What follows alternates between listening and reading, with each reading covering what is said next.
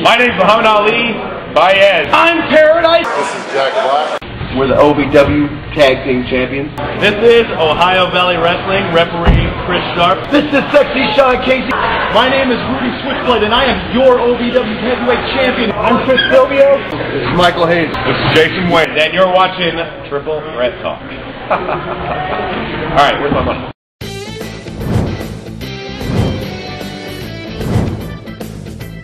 And welcome everyone to yet another exciting edition of Triple Threat Talk. Excuse Big B as he pets his dono. Yeah, I mean, we all go 3-1, and you think you're all high and mighty. Let's not forget, we all did go 3-1. It's true. You all picked 4 favorites. We and Gary picked the Niners. You picked the Saints. Mm-hmm. We all picked the Patriots.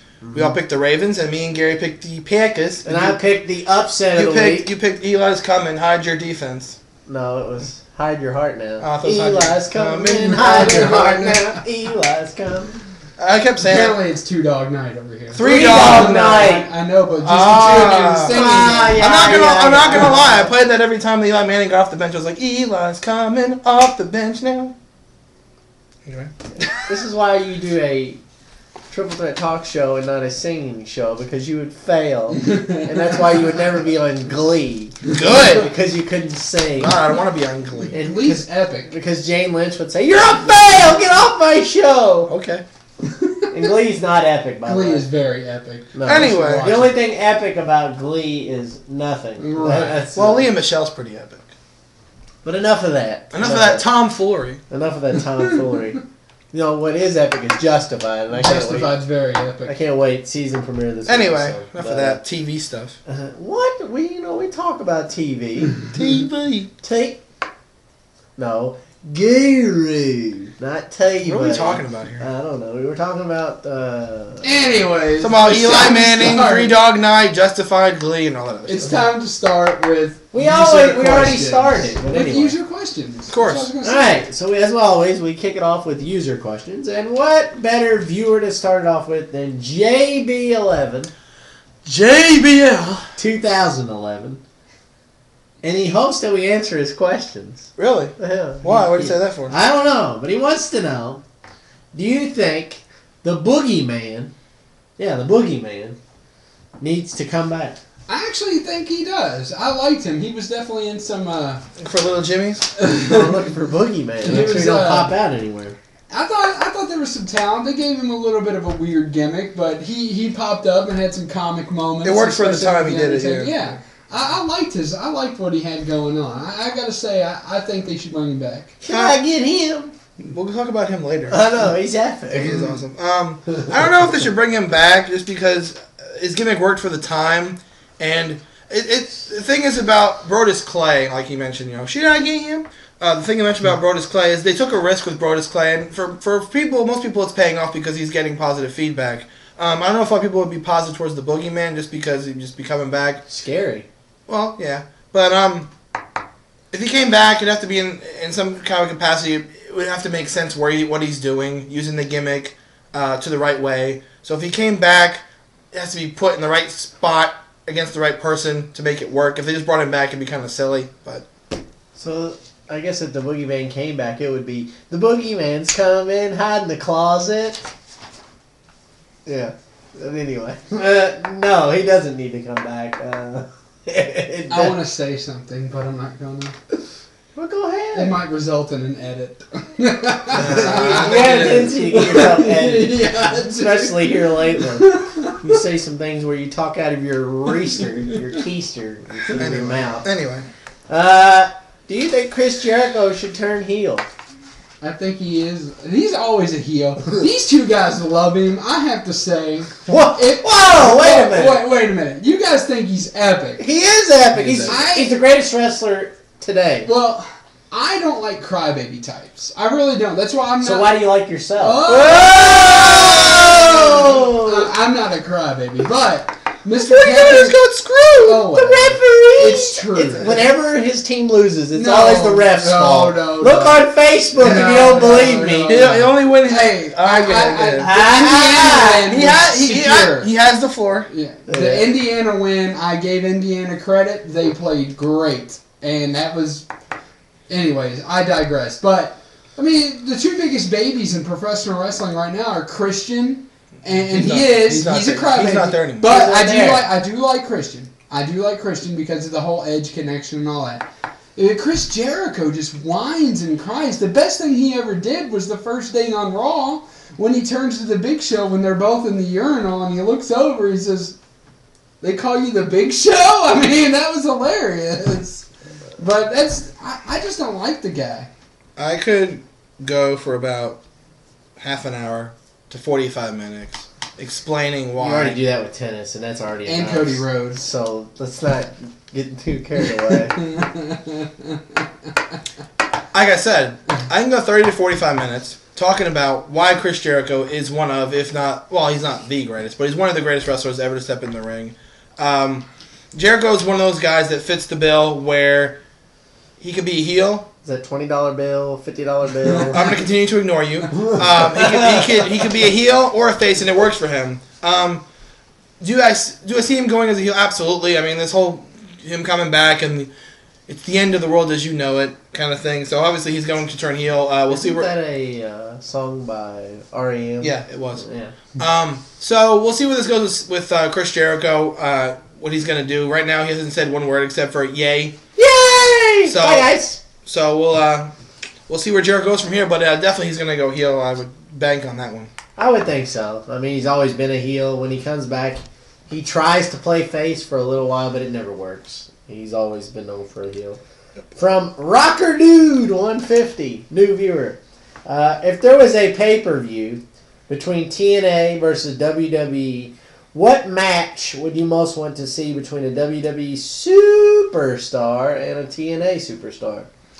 I would like to see the ghost of Hulk Hogan past fight the ghost of Hulk Hogan present. Personally, that'd be awesome. He said past or present, didn't he? I've been waiting to say that one. Apparently, Marty McFly and Doc Brown have And Doc Brown. folks get I past didn't it say past or present. That's how they're... No, it's not how it goes. Oh, wait. That's a different question. My bad. Fail!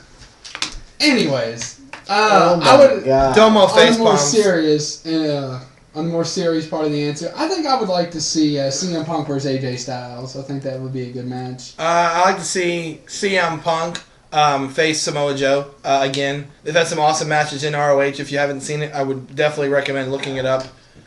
So that'd be. I mean, there's so many potential for good matches between two of the superstars in WWE and TNA. So, but that'd be a good one to see. Another one would be like Dolph Ziggler versus AJ Styles, or pretty much like anyone against AJ Styles or Samoa Joe, because those are pretty much the better guys in the company. So The only two good superstars. pretty much AJ Styles and Samoa Joe. Yeah, I mean, probably CM Punk versus AJ Styles. We've seen CM Punk versus Samoa Joe enough. I mean, we've seen it. I could never get enough of it. Well, maybe not, but I mean, we've seen it already. We haven't seen AJ Styles versus CM Punk. So, from the CAW interviewer, if you could pick 5 superstars from past or present There you go. of WWE, and 5 superstars from past or present from TNA to face each other in a Survivor Series type match, who would it be? That's where we answered this already. No. Yeah, we kind of did. We kind of like when Survivor Series was around the corner. We said, if you could take 5 superstars and put them on a team, who would you put? Yeah, but this is to face each other. Oh, okay. Five from WWE and 5 from TNA. TNA. Who would you pick to face each other? I would actually like to see everybody that TNA has poached from the WWE now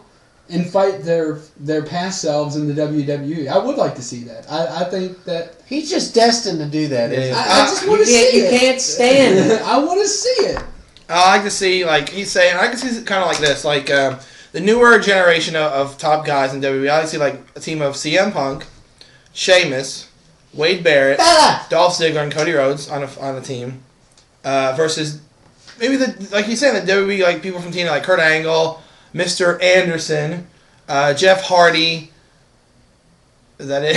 Like big WWE people. Kurt Angle? I said Kurt Yeah, Angle. you say Kurt Angle. I said Kurt Angle. I guess Can you throw Bully Ray in there? Bully Ray and Devon? Yeah, why not? I guess throw the Dudleys in there as another one. That'd be kind of interesting to see how the newer breed of WWE talent would face off against the older kind of stars of WWE. I'd have to go with like John Cena. Of course. Probably. I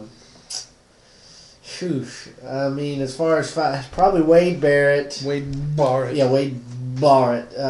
John Cena. Alberto Del Rio. Who? Alberto Del Rio. Where's he been? He's injured. He has a groin injury. Yeah, he hurt himself. Him and Ricardo were. Big Whoa! But maybe Daniel Bryan, and then I don't know. Probably. I love what they're doing with Daniel Bryan. By the way, we'll get to that later. I don't know. That's a tough decision, but I like the 5 from TNA from him. So, Anyway. FWA owner 22. Do you guys think that the Jets should drop Mark Sanchez and try to pick up Matt Flynn and make him Absolutely. the starter? Absolutely. I think that would be the best thing possible for the Jets. Mark Sanchez is a good backup quarterback at best. And I think that, he's had a couple good seasons. But overall... 2 AFC titles. Yeah. You have to... He made it to 2, I should say. 2 AFC championships. You've got to look at the future, though. Do Rex Ryan and Mark Sanchez get along? Absolutely not. And there's just no chance of healing that relationship. I think the best thing for the Jets to do is pick up Matt Flynn and get them onto the proud tradition of football that they hold in New York. I don't think they need to do that. Like Postmaster said, they got 2 straight AFC championship games with Mark Sanchez, so obviously they have the talent enough to get there. They need to see a few key pieces. I don't know what happened with the Jets this year, because they were one of the favorites from last season to possibly either A, make the playoffs or win the division, which they didn't do either. So they need to adjust something internally between Rex Ryan or Mark Sanchez. They don't need to get rid of Mark Sanchez. I think he's fine. He said he went to AFC championship games twice, 2 in a row. There's just something there that's not right with the Jets at this point. They need to figure it out in the offseason and try again next year. Well, Mark Sanchez is lazy. It came out that he's lazy. Well, he doesn't want to work. He doesn't want to practice. He don't really want to study film. Well, LaDainian Tomlinson came on and disputed that. I mean, to an extent, I can see their point because they're not going to put in Mark, 50-year-old Brunel, Mark Brunel, to replace Sanchez. So he doesn't have nobody there pressuring him. right? So he feels like he don't have to work as hard. But if you bring somebody in, maybe like Matt Flynn, bring him in as the backup or as the starter to compete for the job, or maybe Peyton Manning. You don't know. I mean, it could be. If Peyton Manning comes in, Mark Sanchez might as well just say bye-bye. Right. But I do agree. You're done. I do agree with that statement. They need someone to come in and push Mark Sanchez because he doesn't really have a fear of losing the job because, like you said, Mark Brunel's like 50 and Greg McElroy doesn't have a... Maybe they can bring in Curtis Painter. Mark Sanchez won't go anywhere, though. But I agree with Postmaster. I said if he gets some competition, he might get pushed a little bit more and see what goes on with that. So. All right, from Guitar Hero 3214, with the debut of Somebody Call My Mama. Should I get him? Funkasaurus, Brodus Clay. My bad. Do you think WWE needs to push their talent like they did with him? I think they need to push some of their guys. What they need to stop doing is putting people with the ridiculous gimmicks, though. I mean, and I'm not talking about Brodus Clay. What I'm talking about is stuff like, not too long ago, Chavo Guerrero was a dedicated wrestler, dedicated worker, and what did they do? They put him with that stupid 1930s, 1940s character. I can't even remember his name. Chavo's character? It was Kerwin White. Kerwin White, thank you. I like Kerwin White. They took. I mean, that was just ridiculous for someone who'd been in the company, been loyal, whose brother had gone through what they just went through, whose family had just gone through that. I mean, It was Uncle. Well, yeah, his uncle. Uncle Eddie. Uncle Eddie. The point is, though, that they do have some stupid gimmicks that they put on some of their top guys, and sometimes it's irrecoverable, and Chavo Guerrero is definitely a victim of that. And Chavo, He's not there anymore. Exactly. He hasn't been there forever. That's what I'm saying. He was definitely. But that's not the question. My point. That is their question. No, the question is, do they need to push their talent like they did with exactly Brodus Clay? and when the talent they have now. When they push a talent, When they push a talent, they give them a bad gimmick. And what Brodus Clay's, he's getting the easy end of the stick because everyone seems to like this gimmick. Right. How can you not like it? Exactly. I like this gimmick. Should I get him? I think Yeah, it's you good. should. But I think the viewers get my point. It's just like sometimes they do stupid stuff. I wouldn't agree with the point where Chavo was a top guy. No, he was a tough. I said a top worker. He was a top worker. Well, yeah, there's no denying that. I agree with it. The thing with Brodus Clay was very smart by them. It shows they still have some potential to do these type of things. They took a risk with Brodus Clay. They easily, WWE could have just brought him back as Brodus Clay, and no one would have cared. But they took a risk. They gave him an interesting gimmick, a funny gimmick at that. Something that's enjoyable. He's getting a lot of positive responses. I've been hearing. I read JR's blog yesterday saying he got a lot of positive response at house shows, which is good. That's what they wanted. They wanted to get from this new character, Brodus Clay, and it's working. Well, so the only thing they need to improve on with that is get him some opponents. Right. I mean, they can't It's have working. They can't have him beating JTG and Kurt Hawkins and Tyson Kidd every week. Right, He needs so- to actually But fight some people. I mean, absolutely. This question's a no-brainer for me. I mean, they need to start taking some risks, and it works. Look at Brodus. Like I said, look at Brodus Clay. Take some risks with people. I mean, some people do have gimmicks, like CM Punk. He's like the best in the world gimmick, and Dolph Ziggler's the show off. Even Cody Rhodes is subject to this because now listen. I'm actually going against. He's got a point. I'm going against Cody Rhodes. What? I'm going against him. The disfigured. Hey, well, here's the thing. When he had the dashing gimmick, it was a gimmick, and it worked. And the undashing thing with the mask, that also worked. Now he has no mask, and he's good, but he's just there. So, at the same point, you can be a good wrestler, but if you don't really have a gimmick, it doesn't work for you. So, they need to start taking some risks with more people, and just start doing what you used to do. Paging Drew McIntyre. Yeah, paging. I completely forgot Drew that. McIntyre, are you still with the company? I mean, Much longer. That goes to my point. I Drew mean, McIntyre, I completely forgot him. Another example I forgot to mention. Kane. He's supposed to be the chosen one. Yeah. I like Kane. Well, I'm just saying, perfect example is Kane. When Kane had the mask, he's interesting. Without the mask, he is nobody. No one cares about Kane with He's no just mask. Kane. He's just the new Predator. he's just a big white guy. That's it. Which, by the way, Glenn Jacobs is the Kane Right. Yeah. now. We had somebody ask us, and we did some extensive research, and Yes, Google's extensive research. Yes.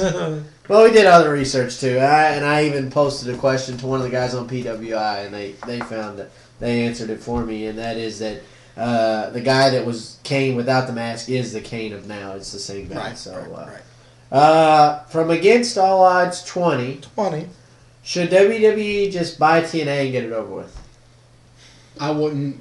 You couldn't pay me to take TNA. I mean, maybe a couple of their guys like Samoa Joe and AJ Styles for sure. You'd be an idiot not to want that talent, but the rest of the company is just WWE leftovers, and it's garbage. They don't need to buy TNA, and here's why. The big, in retrospect, why WWE bought WCW is because WCW was their competition. And if you haven't watched the Monday Night Wars DVD, please do it. Do it. Do it. They beat WWE 83 or 82 straight weeks in the ratings on Monday night. That's a lot of time. That's a long time. That's over a year. It's over a year and about over a year and a half, just about, of them losing consistently to WCW in the ratings. That's what TV's about. It's about ratings. So TNA is not even remotely close to competition to WWE. They tried to, believe me. They went on Monday night on Spike and they failed miserably. Yeah. They tried to go up against them when Bret Hart was coming back. How stupid are you? Yeah, That's just like asking for disaster. So, unless the only way WWE would buy TNA is if TNA became a threat competition-wise. But at this point, they're not even close. So I don't see them buying TNA at all. I don't either. I mean, they're not even close in the ratings department. They do get ratings close to SmackDown, but not saying much. like we said before, OVW is better than SmackDown. So I mean, you know, It's just one of So those should things. WWE buy OVW? what's that? Should WWE buy OVW? Yeah, that might be a better That would be question. better. Should WWE buy OVW? I mean, And the OVW guys would say, yeah! yeah, bring it on! Woo-hoo! I gotta say though, TNA, there's a difference between taking care of your boys and taking care of talent. And TNA definitely takes care of the boy. They say, "Hey man, what's going? Been a long time. Come on in. We'll give you a contract, set you up with a crappy gimmick."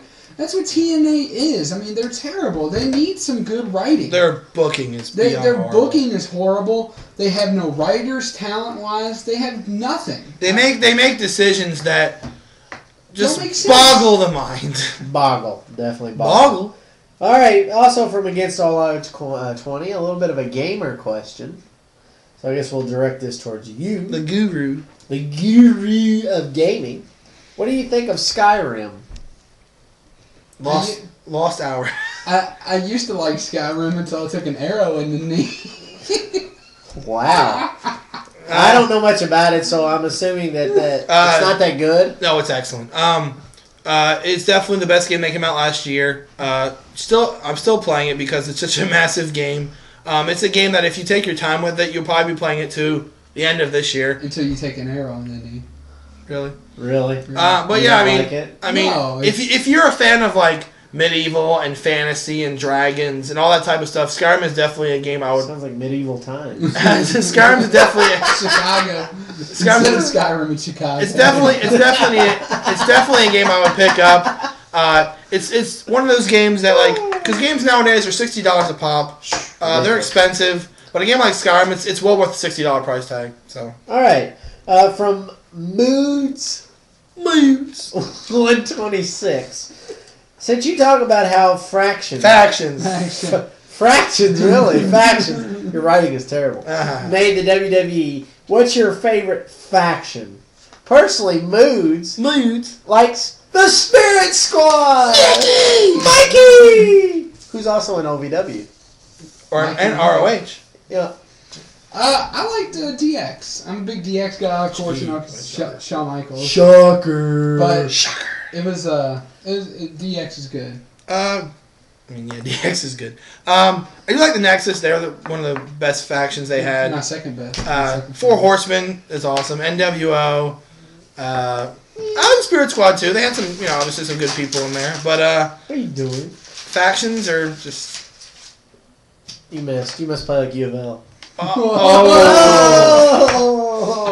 Ouch, low blow. But yeah, I mean, factions Against my own team. factions are interesting just because it molds guys that have a lot of talent together and puts them in a good group and it makes things interesting for those guys. So, probably one of my favorite factions had to be the corporation. The corporate ministry. if you see the corporate ministry, that's like 25 people. Yeah, that was crazy. No, the corporate. The corporation, Yeah, not the corporate ministry. The corporate ministry, I like the corporate ministry, but it was like too ridiculous. It was like half the roster. It was like half the roster. I liked it. It was great. But DX definitely, Nexus obviously. Right. Those are obvious choices. Back then, the easier question was who was in the corporate ministry than who was. And the NWO, of course. Yeah, NWO Wolfpack. NWO Latino. The LWO. The BWO, the Blue World Order, the LWO. The LWO. There's all kinds of LWO. So that wraps it up for viewer questions this week. Thank you very much for the comments, the questions,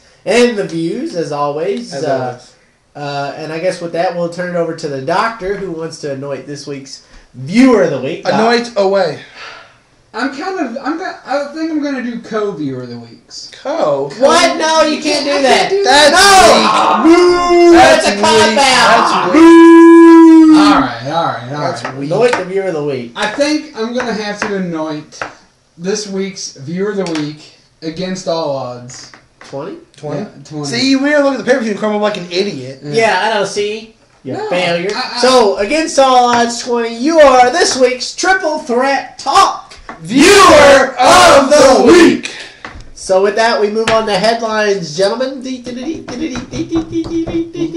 Louisville native. Mohan. And the greatest boxer of all time, Muhammad Ali, celebrates his 70th birthday. At a gala at the Muhammad Ali Center in downtown Louisville, how much you think it was to get into it? Probably about More than we make $500. combined. $1,000 a plate. Must be some. There was also a fundraiser for the Muhammad But Ali here's the Center. thing, if you had the money, like disposable income, Oh, it would absolutely. be worth it for Right, you to right. go, obviously. Absolutely. Because Oh, here's $1,000. you had Muhammad Ali was there, John Calipari was there, John Cale. there was a lot of famous athletes and actors and actresses that were there in attendance. Would have been So good for us to go. if you had disposable income, it was definitely probably worth going. Absolutely, Some breaking news just into the Triple Threat Talk studios. Only he can do that. The Indianapolis Colts fire head coach Jim I Caldwell. know that makes you happy. I am quite Jim, excited. I feel like doing cartwheels out in the street right now. It's a shame because Monday was his birthday. Happy birthday! Hey, here's your pink slip. Jim called not well. Wow. No, he was definitely Jim called fail. That's what he was. But I guess with The that, season wasn't really his fault. no. But I'm sorry. As much as I love Peyton Manning, and I absolutely love Peyton Manning. Peyton Manning, you can't go 2-14 because Peyton Manning wasn't I pose there. this question to you: if Peyton Manning was healthy and he played the whole season, Yes, they'd probably be in the playoffs right now, to be honest. Or they would probably have made the playoffs. Right. They would have made the playoffs. do you see Jim Caldwell getting fired then? Ugh. Depends. No. It depends, honestly. I honestly think if the Colts didn't get past the first round again this year, if they'd have made it but didn't get past the first round, yeah, he would have got fired. But like I said, as much as people want to say Peyton Manning was there, he should have done a better coaching job. Curtis Painter was a fail. They should have went to Orlovsky sooner. I think they would have won more games if They probably Orlovsky would've- I think would have started Just more games. as a quick bold prediction, I say with Orlovsky the way he played, I say 4-12, maybe 5-11. You're crazy. I think 6-10, I maybe think 7-9. 7-9. He was really good. I- They were in every game he played. And- every game. And the amount of games, even with Curtis Painter at the helm, where they were close, he had at least 3 or 4 7-point games and under games on his own. Yeah, I mean, I think you add that plus the talent that Orlovsky brings. I think maybe even 9-7. Curtis Painter was worse than Blaine I don't Gabbert. see I'm just 9-7. But Curtis Painter was worse than Blaine Well, the Gabbert. reason the Jaguars were 5 wins because of Morris Jones-Drew. Yeah, I mean, it's obvious. They need a quarterback bad. Who will they get? I don't know. It's obviously way too early to tell. Who would I love to get? They're targeting Andrew Luck. No, I'm talking about coach. Oh, coach. Right. Who I'd love to get would be John Gruden. And we all know John Gruden has a man crush on Peyton Manning. So I would love nothing more than him to come out of that ESPN booth and come to What about Indianapolis. Mr. McChan himself, Bill Cowher? He could. But if I had my choice of retired coaches, I'd rather have John Gruden. Well, Brian Billick. That's another good one. I mean, but I want John Gruden. That's who I want. If I had to pick a retired coach, I want John Gruden. But the Rams took themselves out of the coaching carousel. The Lambs hire Jeff. I want to go Fisher. I'm sorry, I have to make this joke because I want to. I know it's going to be bad. Okay. The Lambs got a new herder in Jeff Fisher. All right, moving on from John Elway says Tebow is entering camp as the top QB. That's a snooze. Is that really a vote of confidence? No, because you know why? He says you have this. He deserves the starting job in training camp. It's like, oh, good. He has no competition in the waiting room. You know why that's a fail? Because he said the same thing last year and they demoted him a week in the training camp. So that means nothing. We'll get into Tim Tebow when we talk about the pick'ems. That's for sure. All right, so that's headlines for this week. Headlines. So moving on from that, we move to the Australian Open, as it's clearly noted on the. They're surprised. I can't really read that anyway. Australian Open. So we move on to No Our respect. tennis correspondent. Our respect. No respect. Our tennis correspondent, Big B Agassi. No respect. I get no respect. No, you don't get any respect. A paddle and a ball and a net. Anyway, so for those of you who watched But it, it's oversized ping pong. for those of you who watched the Australian Open Triple Threat Talk special, I appreciate those who watched it.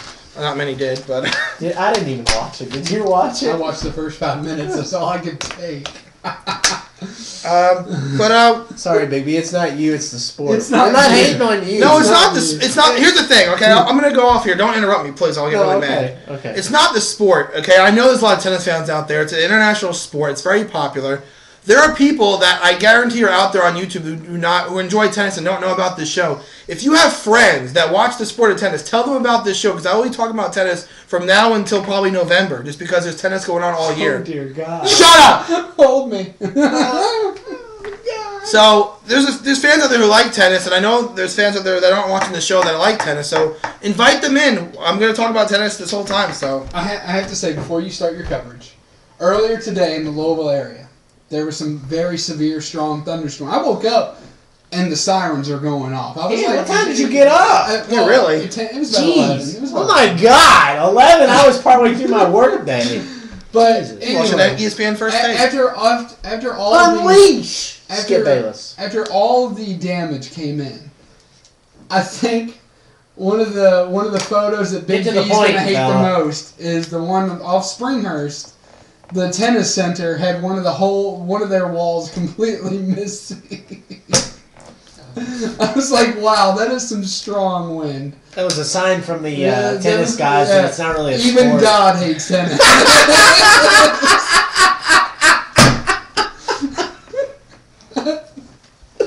Alright, move on. I'll smell it open. Go ahead, take it away. Am I going to be able to talk, or are you going to interrupt like you always do? Go Go ahead. ahead. We're done. We're Are done. you done? We're gonna Now fall we're- asleep. It's Now we're done. We're taking a nap. That's Go ahead. very rude. We're not really taking a nap, but go ahead. Go ahead. Anyway, so the Australian Open did start Sunday at 6:30. It's very odd because you can agree with this one. It's tough to watch a sport when it's on a different country and the time zones are completely changed. Think about it this way: you have like the nighttime session in the Australian Open. It's on 3 o'clock in the morning here. Mm-hmm. Not many people are going to watch that. So some notable things that happened. Djokovic won easily. An upset. I did have Fernando Verdasco winning his match. He actually lost to the Australian Tomic, so that was a big upset. He lost in 5 sets to Verdasco. Leighton Hewitt, who's been on the tour a couple of years, like I said in the special, if you checked it out, he's not as good as he once was. His career is kind of in the twilight years, as you can say. But he did win his match in 4 sets, and he sets up an interesting second-round match with Andy Roddick. But like I said in the special, I like Roddick in that one to beat Hewitt. The biggest one I can think of, I mentioned this to you off air, Federer had a match against, let me see what his name was. Federer played he played a qualifier, I remember his name was. But Federer hit a shot cross court, and his opponent hit a shot up the line, and the ball whizzed by the ball kid's head by like 2 inches. Well, that's the risk you take for being a ball boy in tennis. I mean, those guys serve at, 130 miles an hour? Or Well, it was a backhand up the line. Oh, but I mean, don't they, some of them serve at like 130 miles an hour? We've seen birds get taken out by those things. Yeah, I mean, it's a dangerous sport. Yeah. I mean, as far as that goes, people stand. That's why they got to hurry up and get the heck out of the way. Some other notable wins. Monfils won, as I said on the special. I do like him to make the semifinals of the Australian Open. What? Monfils. Is that French? Yeah, Gail Monfils. Ryan Harrison, who was his subject for our skits this year, which I thought was a fail. He actually had a pretty good start against Andy Murray. He lost in 4 sets to Murray. Murray got control of that. Murray's actually got Yvonne Lendl as his coach now, so that's a nice legend to have in his corner. On the women's side, not much to talk about. There's the only big upset that happened. The 6th seed, Samantha Stosur, she lost last night in straight sets. But some of the favorites I like on the women's side, Wozniacki, she needs to win a Grand Slam to solidify her #1 ranking. It's ridiculous. Wozniacki. It's ridiculous, and you can agree with this also. She's the #1 player in the world, but she hasn't won a Grand Slam yet. The reason she's #1 is because she just played a lot. She just played a lot, so she's getting a lot of ranking points, but she hasn't won a Grand Slam yet, and I think she needs to break through here. Kvitova's a big favorite. Actually, she is the odds-on favorite. That's a mouthful. Kvitova. Petra Kvitova, who won at Wimbledon. Serena Williams, she hasn't played in Australian Open in about 2 years, so she's a favorite. And Sharapova. She's not an athlete, though. She doesn't like tennis. Yeah, she doesn't like tennis. She doesn't like the practicing or whatever. She just likes to play. And Sharapova is a strong favorite just because she always plays well in the Grand Slam. So, And she's cute. no, that too. So, some notable things to look forward to. True. Nadal plays Tommy Haas tonight. Is he into Charlie? No. No. Nadal plays Charlie. Nadal plays Tommy Haas tonight at 9:30. Federer plays Beck. Some good The matches. singer? No. Oh. So some good matches to look forward to. Obviously, the big match. I know these things. The big- I'm trying to be informed. The big match on the horizon is definitely Roddick and Hewitt. I would definitely look forward to that. Another one I want to mention before we move on here. Sounds like a tax company. Roddick Hewitt. Before we move on here, like I said on the special, if you didn't watch it, I picked this guy named Alexander Dolgopolov from the Ukraine, who's very good. He's He's ranked 13th in the world. He's seeded 13th, and he almost lost. He won the first 2 sets, and he did end up winning in 5. So I did have him going pretty far. I'm going to the 4th round against Federer and losing to Federer. So, but as I said earlier, I still have my guys are still in that I picked. I have Djokovic and Ferrer. He won the other day in the quarters. Monfils and Tsonga. Tsonga had a battle with Eastelman, but Tsonga ended up winning. Marty Fish I have playing Federer in the quarters. Fish played really well yesterday. The other day, Federer obviously is Federer. And I have Berdych. Berdych played pretty well, and Nadal is Nadal. So we'll see how that works out in the Australian Open. A lot of marquee matchups coming up the next few days. As I said earlier, stay tuned to ESPN2, the Tennis Channel, and ESPN3.com for coverage. It's like I said, it's tough to keep track of it because most of the marquee matches are on 3 o'clock in the morning. It sounds like an attendance list for the United Nations. Jesus Christ. Some of these names are ridiculous. I mean, really? How do you pronounce half of those? Because I would butcher those names. I'm a connoisseur of the sport. He's a tennis... You're something, all right. You're something. You know, like, I'm going to say this right now. If there's anyone that's a huge fan of tennis, please contact me so I can have intelligent goes for tennis. You are intelligent, Cole. We're trying to learn. We're trying to learn. No, you're not. You make a mockery every time I talk about it. We do not. You make... I'll tell you what. No. Now I'm going to go now, and I'm getting mad. Okay? All right. You every time I mention tennis, you make a joke about it. Even before the joke, God hates tennis. That's completely asinine. It's getting annoying. Like, seriously, tennis is a very respectable sport. It's been around since, like, the 1800s. Actually, before then. Well, give it a break. Before 1800s, yeah. Yes, it actually has Tennis is one of the greatest spectacle sports there is. Tennis originated in 1793. Actually, before then. But anyway, go ahead. Official. I don't think that is. Yeah, I think Henry VIII played tennis, and I'm not kidding when I say that. See, we know the history of it. It's just not a marquee. It's not a marquee money sport. Is all. I disagree with that. They make like $2 million every time they win a tournament. I'm talking about the ratings. They get good ratings. Let me ask you this. Super Bowl Sunday. That's not fair. Okay. That's not fair. Well, I was going to compare... All right, wait, time out. Here's one for you. What gets more ratings, the Masters or the Wimbledon? Masters. Probably Wimbledon. Masters. I guarantee you the Masters. I'd probably say Wimbledon. It depends who would be playing in Wimbledon. If it was Federer and Nadal, it'd be Wimbledon. Just because that rivalry is so... Or U.S. Open Golf Championship or U.S. Open Tennis U.S. Open Championship? Tennis. I'd probably say tennis in that case. Yeah, because I'd New York. Tennis. Yeah. I'd say tennis in that case. You know, I'm just throwing it out there. I don't know. I think golf is more promising than tennis. I think golf doesn't have any big-time players. Certain golf championships are better than certain tennis championships. I definitely think when you take the Masters and compare it with the Wimbledon, I think the Masters wins every time. I highly doubt that. I think an SEC football game gets more ratings than a tennis tournament. Well, yeah, definitely. You can't compare the most popular sport in America to tennis. You just can't do that. But you're saying it gets all these ratings. It does get good ratings. But I'm talking an everyday Saturday game gets more ratings than a championship tennis game. Yeah. True.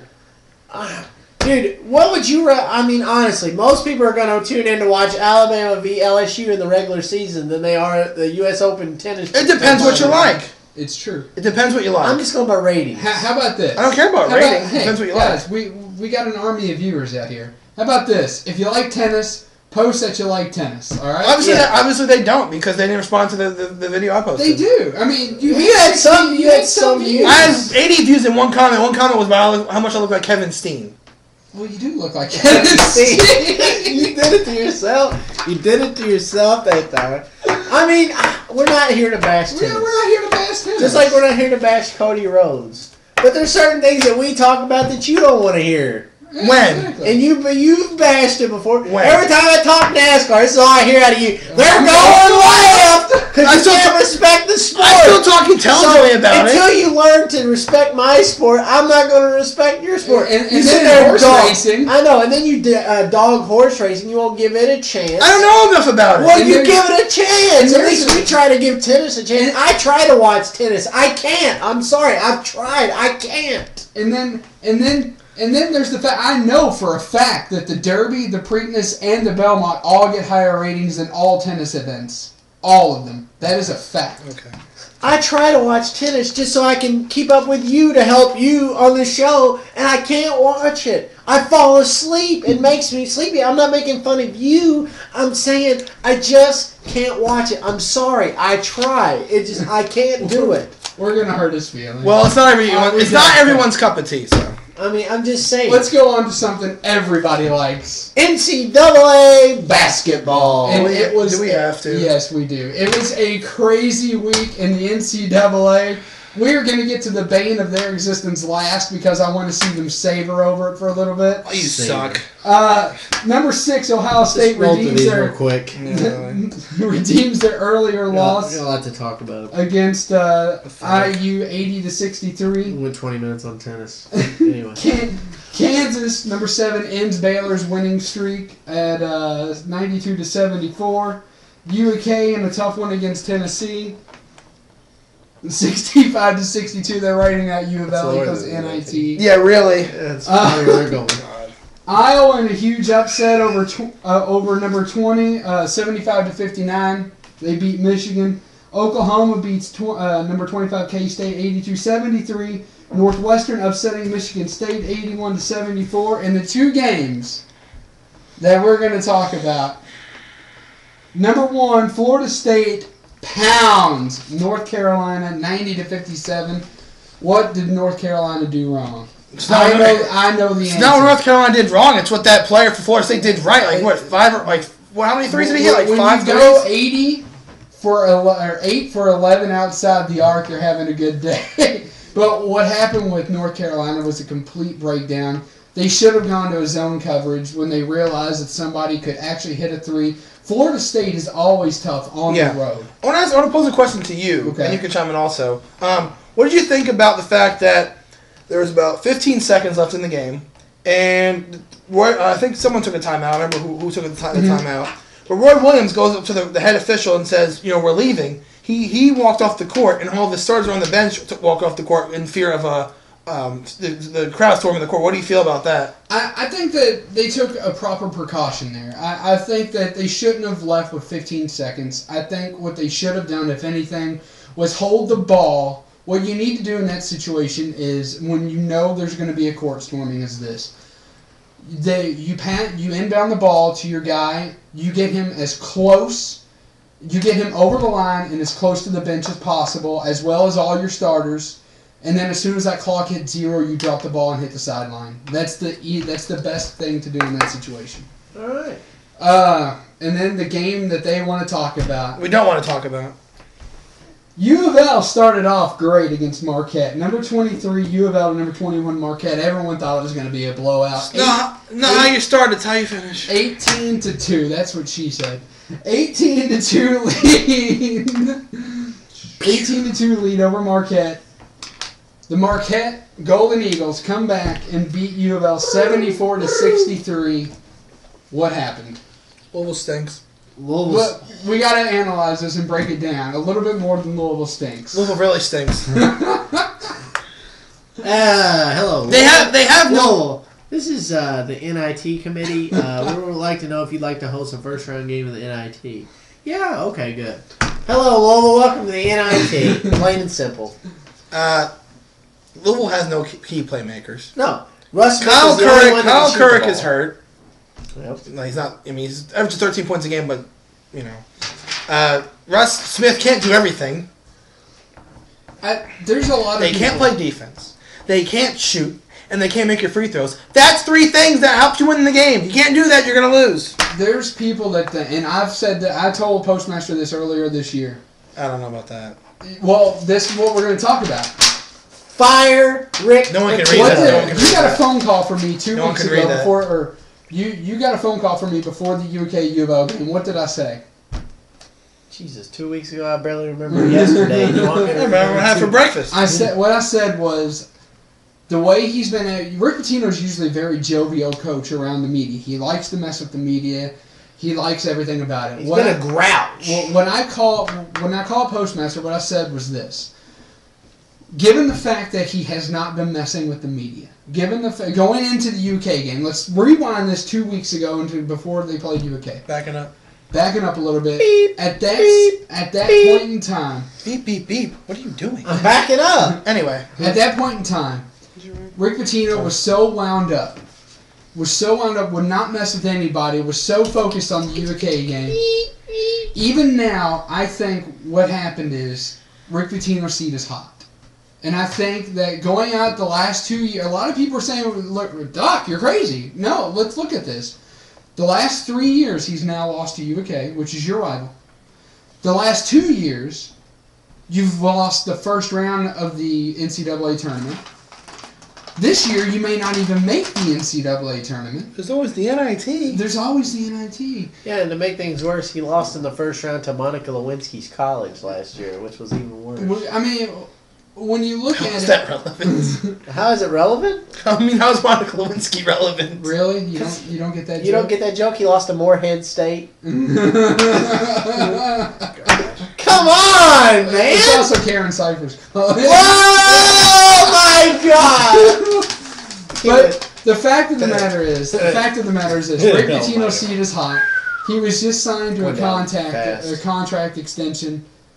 Hey, but he's retiring in 2017. He's going to retire in 2000. I think he's going to be retiring before that. I think hope this so. may be his last year as head coach of the Cardinals. Ole, ole. It's funny. ole, It's like ole. Louisville started 9th. They got to 4th. And now they're completely out. But they were over the thing. Now I'm done. The thing U of L has to learn to do, Rick Pitino, not U of L, they have to schedule better in the off in pre-conference. They have to. You have to leave. You have to learn hostile road environments. Even UK does not schedule cupcakes because they can't. They play one of the weakest basketball conferences. But that's why UL schedules the weakest non-conference. Because they play one of the conference. toughest. Yes. But they knew the Big East was going to be down this year, so why It's did still they even not that try? down. It's not that down. It's pretty. It's not down. that down, dude. It's not that down. There's still You like continue to defend it. there's but still like 5 or 6 teams in the ranked top in 25. Yeah, exactly. How many are in the top 10? One. No, there's not. Syracuse. There's more than one. No, there's one. There's Syracuse. more than one, I think. I'm Syracuse. almost positive. I think Syracuse is It's there. just Syracuse. But still, there's still 5 or 6 teams in the top 25. I'm just saying, it's my opinion that the Big East is going down. I said it earlier. You agreed with me last week. But They it's are not. going It's down. not down. It's not that down. When you got 5 or 6 teams rated in the top 25, that's not that down. Well, I didn't say it was down. I said it was overrated. It's definitely overrated. not I guess down. overrated would be a better term. It's not I down. think it's overrated. It may be overrated, but it's not down because when you got 5 or 6 teams rated in the top 25, it's not. I'm not trying to turn this into a Big East bass session. What I'm simply trying to say is this. When you need practice with a young squad, with a squad that you don't know what their potential is, like this year's U of L squad, obviously, We're talking about practice. and we're talking about practice, what you need to do is get some experience in some hostile road environments. They played all but one of their games outside of the Young Center. All but one of them pre-Big East. That is not good basketball. That is not good scheduling. That is not good anything except for a roadmap to disaster. I mean, even though Louisville's 14-5, which doesn't sound bad, 2-4 in conference. right? It's not good. They could maybe sneak in NCAA tournament. Maybe. It's impossible. They can win out. Is the only way, and they're not going to win out. Well, it's not the only way. Well, that's they an could- egregious statement. They could. All they have to do is win 6 more games and they're in the tournament. I don't care what you tell me, what you say. If they have 20 wins, no. Even They if you- 18 they or only 19. won 19 last year and they got in. Yeah. If they win 6, they'll win 20. They're in the tournament. We've said this before. Just because you raise your voice doesn't make you right. No, but what you're going to say is wrong already. No, it's not. Yes, it is. You cannot make the tournament when in the Big East with an 8-10 record. They're going to. They're going to. Like you said, they won 19 games last year and they got in. Yeah. They lost in the first round when they got in. They're going to get in. If they get 20 wins, they're in the tournament. But see, last year though, and the NCAA selection committee even said this after that, with all the outrage that 11 Big East teams got in and Alabama stayed out. There are not going to be 11 Big East teams coming in this year. Well, Louisville should get in. Well, Louisville- Pittsburgh is terrible. If Louisville is 8-10, that is true. If Louisville is 8-10, They're going to get in. if Louisville is 8-10, they will not get in. They have to go. They have to go at least 9-9 to get in. No, I don't think so. No, I think we'll so. see how We'll it plays see. out. I don't think so. I think 20 wins. I agree with you. I think if 20 if Louisville gets 19 or 20 wins, they get in. Yeah, simple as that. By the name alone and who their coach is. Ugh. I just can't buy We it. shall see. We should you can not buy it all you want, but it was evident last year when they got in with 19. So you can sit there Well, and that's 11 wins. That's 11 wins in the Big East too. No, we'll see. it doesn't matter. We shall see. Neither here nor there. So let's move to the NFL. NFL. Yeah, So Tim Tebow's done. The Ravens beat the Texans. The 49ers win in the biggest game of the week, obviously. I'll say this. And the Giants waltz into Green Bay. I won't say this. And they defeat the defending Super Bowl champions. They defeat Discount Double Check. Yeah, Discount Double Check. Aaron Rodgers definitely got Discount Double Check. Apparently, he had the referees double checking his back. The discount discount double checked. It bounced. Did you know? Apparently, if you get an illegal tackle on somebody, it's called unnecessary roughness. It's called roughing the passer. Yeah. But let's go in order here. First off, let me say this. It's good to see a nostalgic team like the 49ers in the playoffs again, as someone crumbles and makes noise. It's good to see a team like that in You hit it. the playoffs again. Playoffs? It's funny. It's the game at night we'll talk about with the Broncos and the Patriots, but the game between the Saints and the Niners, as long as I've been watching football, it's one of the best games I've ever seen in my Instant life. classic. It was phenomenal. Hey, Kristen Cage? It was phenomenal. Instant classic? 1982. Let's take you back to 1982. Wasn't even born yet. The catch.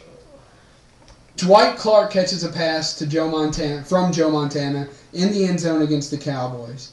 1999, Steve Young, same thing with the catch number 2 to Terrell Owens against the Packers. Last Saturday, we saw the catch 3, Alex Smith to Vernon Davis. Can't win with him. Can't win with him. Can't win with him. Who says you can't win with him? But they said it all week. Can't do it. Can't do it. Can't win with him. Can't win with them. Can't do it.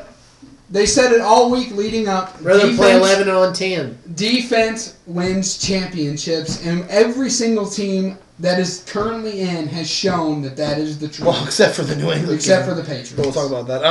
Yeah, it was a fantastic game between the Saints and the Niners. It was back and forth the whole time. It looked like it was going to be a rout because the Niners were up 17-0 at one point, but the Saints did battle back with their tough offense. But it's a testament to the 49ers defense. They were pressuring Drew Brees. And when Drew Brees gets pressured, he makes mistakes. He threw 2 or 3 interceptions, right?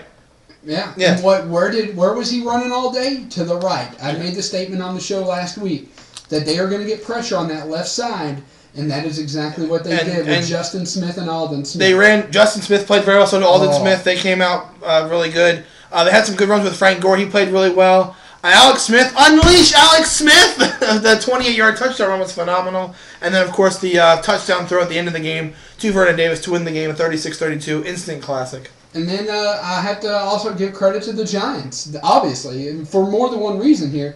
It's because of the Giants that the streak since this current playoff system started, there has never been all home teams win their first playoff games. It was looking like it. It came down to the last game of the set. And the Giants knock off the Packers 37-20 with the refs bought and paid for by Green Bay. Yes, definitely. You could say that, but what they're referring to is there's a late hit by O.C. Umenyiora on Aaron Rodgers. There's also a fumble. The fumble that Greg Jennings had, they called it not a fumble, which is ridiculous. Everyone called it a fumble, even former head official Mike Pereira, who works for Fox now, is like their referee, kind of sort of to tell them about calls and stuff like that. That was definitely a fumble. But other than that, I mean, here's the thing: Aaron Rodgers, he played fine, but his receivers dropped. He didn't. He did not play that good. No, he even said himself he didn't play that good. He played a terrible game. Can I finish? Aaron Rodgers, I thought he played fine.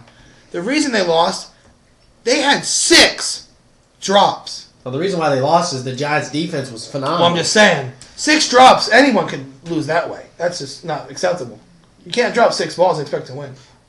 Let's play for the Broncos. There was one that was not a drop, but they called a drop. I had very, very much issue with the throw that Aaron Rodgers made to Jordy Nelson, and it bounces off his helmet, and they called that a drop. And I'll say this, because we're going to do the pick-ems here in a little bit.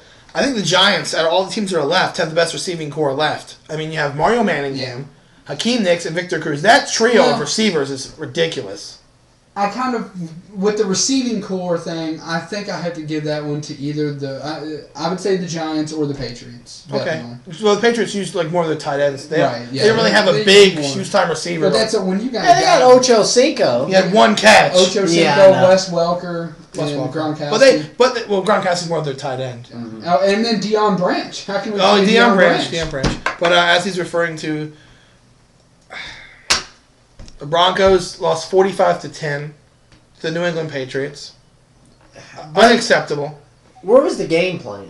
I mean, it was completely opposite from the week before. Mm-hmm. The previous week, the Steelers game plan, let Tebow throw the ball. What did they do this week? Oh, let's go back to run the ball. The point in that game, I think it was already out of hand anyway. I think the Patriots were up by at least 17 to 20 points at this point. The point I knew where they gave up was it was 3rd and 20, and they ran the ball when they're already down. Why? So people can say what they want. You can disagree or agree. They say that, oh, it's Tim Tebow's fault. I was talking to him, and he agreed with me. If you didn't tell me Tim Tebow was playing, I wouldn't know it. No. Not And I was like, oh, he can't throw. Obviously he can because he did it against Pittsburgh, and he did it a couple times this year. So what you're saying is completely wrong. Tebow was... they just completely took what Tebow did against the Steelers and disregarded it. My dad was saying all day that, and I agree with him. So he was probably watching the game like, we lost to this team? Yeah, I mean... Who are they? We could have beaten them easily. Well, if they played against New England the way they did, yeah, you would have beaten them. But, I mean, yeah, New England's an offensive juggernaut. There's no denying that. But when you play the way you played, they ran the ball so much, and they weren't getting anything. I mean, it was just ridiculous that to even think for a second that was the same Broncos team that played the Steelers. Yeah, I mean, I picked the Patriots because I thought they would, but I wanted the Broncos to win, and I wanted the game to at least be competitive. Absolutely. It wasn't even close. I mean, hell, Tom Brady had to pull out a quick kick on 3rd down. 40-yard punt. It was a good punt. But they were up 45-10. It's ridiculous. In the playoffs? In the playoffs? Unacceptable. Whoever made up that game plan should be fired. I don't care. I don't know if it's John Fox. I don't know who made up the game plan. Mike McCoy, the offensive coordinator. Well, he should be fired. Whoever thought of the idea was stupid. And I know Tim Tebow, he's the quarterback. We have to listen to the offense. He should have stepped up and said, "What are we doing? Why are we running the ball? Let me throw the ball. I know I can throw the ball." They didn't give him a chance. They didn't give him a chance to win the game. So, I guess moving on from that to Pick'ems this week. Forgot about one game. Yeah, we forgot about one game. That's Houston, right. Mexican. Not a lot happened. I mean, Texas. something big happened. Something big did happen, but we're going to save that for later. The Ravens beat the Texans 20-13. One thing I didn't get is 20-13. 4th and 2, not 4th and 12 or 4th and 20. 4th and 2. You had time on the clock. Throw a pass, call timeout, go out of bounds, what have you. 4th and 2. T.J. Yates throws a Hail Mary. Why? I'll say T.J. Yates played phenomenal. He played for good. A rookie quarterback in the first. He played good, in the and second the playoff Ravens' game. defense did kind of stumble up a little bit. He threw some bad passes. He did throw some kind of stupid passes in double coverage, which I didn't get why he did that. But that's the thing that boggled my mind in that game. They had time to potentially tie the game, go to overtime, but instead, it's 4th and 2. I'm just going to bomb it. Yeah, why not? And the double coverage. And who's there? Ed Reed. Who's hurt, but he's day-to-day. He should play against the game against New England on Sunday. But the Texans played good. I give them credit for playing as well as they did against the Ravens. They could have tied the game, but they made so many mistakes. There's a certain someone we'll talk about in our Idiot of the Week. Jacoby Jones. Oh, yeah. We'll get to him, obviously. You obviously know who the Idiot of the Week is. We'll get to it, though. We'll talk more in depth about it. But he didn't help them either. So. No. So, I guess with that, we move on to Pick'ems this week.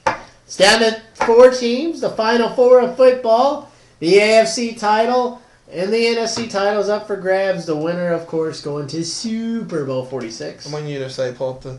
So, Big B, if you would pull up the screen. Thank you. As you can see, Doc has it wrapped up. We both went 3-1 this week, so Big B didn't gain any ground on me. So it looks like I probably will wrap up second place with there only being 3 games Let's just say left. Super Bowl's worth like 10 points. Yeah. Which then... Wouldn't matter if you pop like the same team anyway. Bro. Yeah, probably here nor there. So we'll start with you since you were the top domo again. Well, it's a tie, but you know. But honor system. So I guess we'll start with the NFC Championship game. The San Francisco 49ers. Now you didn't let him call him the Mexican, so you got to say San Francisco. The San Francisco 49ers are at home. They're a 2.5-point favorite That's a very good spread. to Eli Manning and the New York Andre the Giants. This is going to be a very good game. Let's see how well the Giants' offense matches up against the 49ers' defense. Can they run the ball against that defense? I think they can.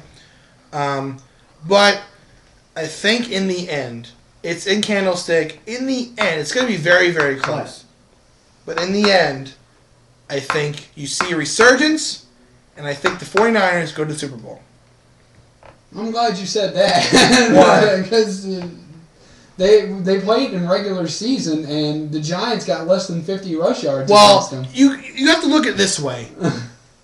The playoffs are all about this. When a team gets hot, they're hot. And the Giants, they're on fire. They are. And I'm not taking anything away from them, but that defense, if you can do that to the number one offense in the nation with the Saints, and just, answer tit for tat, literally. And well, that's pressure. because the Saints had no defense. If the Saints Right. had a defense, y'all would have lost the game. Yeah. Yes. No. Yeah. Yes. Let me say this: if a frog had wings, he wouldn't bump his rear when he jumps. I read that on Facebook. You can't say that. Yes, at all. I can. I can say that. Talk about an egregious statement. I told you, plain as day, that if the Saints had a defense, Alex Smith wouldn't have had that game-winning drive. The Saints were ahead with less than 2 minutes to go. I agree with him. If they had the Baltimore Ravens defense, you wouldn't have won that game. Well, like I said, if a frog had wings, right? Well, I'm just saying. It doesn't matter. You can think what you want. The Saints didn't have a defense. The fact of the matter is this. The Giants do have a defense, but they do have an offense as well. But who do I trust more? Do I trust San Francisco's defense more than New York's offense? Absolutely. I do. I think them plus San Francisco, they've said it all week. People there, everybody's just on fire. The whole city's and pretty much looking like Mardi Gras right now. And another thing I'll mention before you make your pick, if the Giants did win, no matter who won the AFC game, you'd see a repeat Super Bowl. Yeah, no matter what. Yeah. And then I'm going to have to go with the 49ers. Okay. I'm going with the Giants. All right. It's obvious. I mean, I think that the Giants are the hottest team going. They went into Lambeau, for gosh sakes, and beat Discount double check. Discount double check, who's 15-1, and their only loss was in a game to the Chiefs. They're playing absolutely on fire. Eli Manning, I mean, he's making plays that he hasn't made all season. The defense has definitely stepped up. They stopped a potent offense of Green Bay, which Green Bay has a way better offense than the 49ers do. And they shut them down, so I see no reason why they can't go into a warmer climate and shut down San Francisco. And I think the Giants win. For the record, I think in the playoffs, your record in the regular season means nothing. It doesn't. It doesn't. I mean, you're 0-0 as far as I'm concerned. But when you have a rematch, I mean, all I'm saying is when you have a rematch, that is a good scale to go. And the 49ers for just a little bit of a history lesson. The 49ers did beat the Giants. And another thing off the record. On the record, as far as the show is concerned, I'm picking the Niners. But off the record, I like the Giants. I want them to win. That's just me. So. All right. So now the AFC Championship game to be held at Gillette, the best man can get stadium. The New England Unpatriotics. The New England Quick Kicks. Are hosting Ray Lewis, Joe Flacco, and Quan Bowden and the Baltimore Crab Cakes. I'm having a rat bird. Or Rat Birds, excuse me. Crab birds, rat bait. Crab birds, rat birds. Anyway, go ahead, Domo. This is tough. I know you want to win because you picked them in the football special. Yeah. Well, I picked the Jets, but... I thought you had the Ravens in the Super Bowl. He had the Ravens. Oh, okay. I picked the Jets and the Eagles. Okay. No. Yeah, that was bad. The thing is, can Tom Brady dictate enough pace and his offense to score on that Ravens defense? I know, this is a tough one. It's tough. Both of them are tough. Both of them are tough picks. It is. Well, it gets this close, it's going to be tough. I mean, you're down to the, creme de la creme, as they say. They're playing in Gillette, the best man gets stadium, as you said. Yes, that's right. I don't think Tom Brady's going to get the opportunity to quick kick in this one. No. I think it's going to be very close. I just think that the offense of New England is just unstoppable. It is a juggernaut of an offense. Even though the Ravens' defense is one of the better ones, I think the Patriots' offense can outmatch the Ravens' defense, and I like New England.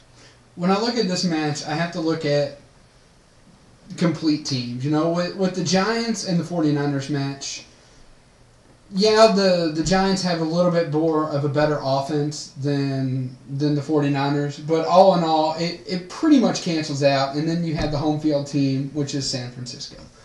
And so that's why, one of the big reasons why I picked San Francisco. But when you look at this end of the coin, the all-around team that is the better team on both ends of the ball are the Ravens.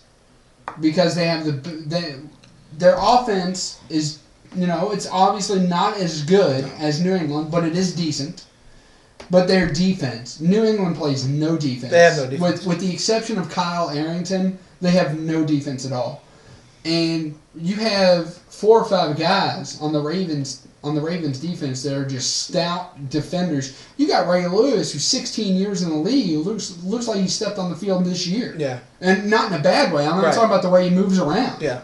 You know, I mean, just craziness. I got to go with the Ravens. All right. Either way, if the Giants win, it's going to be a rematch. Yeah. We all know the epic Super Bowl between the Giants and the Patriots with David Tyree with the helmet catch. Not so epic Super Bowl with the Giants and the Ravens, which is a rout by the Ravens. And the Ravens absolutely walloped the 35-7. Of course, that was pre-Eli Manning. That was Kerry Collins. That was Kerry Collins, yeah. The Patriots are at home. They hardly ever lose at home, period. Regular season, postseason. They tend to not lose at home. Baltimore, I would probably keep an eye on how many cameras are hidden in your practice facility this week to see how much filming is going on for New England, too. But with that being said, all kidding aside, who I want is Baltimore. That's who I want. That's what I want to see. But because I think that would be a good matchup. 2 very good defenses colliding. But I think, like you said, Tom Brady's offense is very high-powered. For some reason, I don't know why, but teams can't cover tight ends with this team. I don't think they want to cover Gronkowski. He's such a beast. I don't know why you can't double Gronkowski and make him throw. I mean, Ocho Cinco is basically non-existent. 1 catch last week. Deion Branch, he doesn't get a lot of touches. I mean, they're just kind of out there, and it's like Brady never throws to him hardly ever. With that being said, they are at home. It is for a chance to go to the Super Bowl. I think the Patriots would love nothing more if which game is first, by the way? The Patriots game. Okay, well, I was going to say, if they knew the Giants had won this game, they would love nothing more than to win and then to return the favor.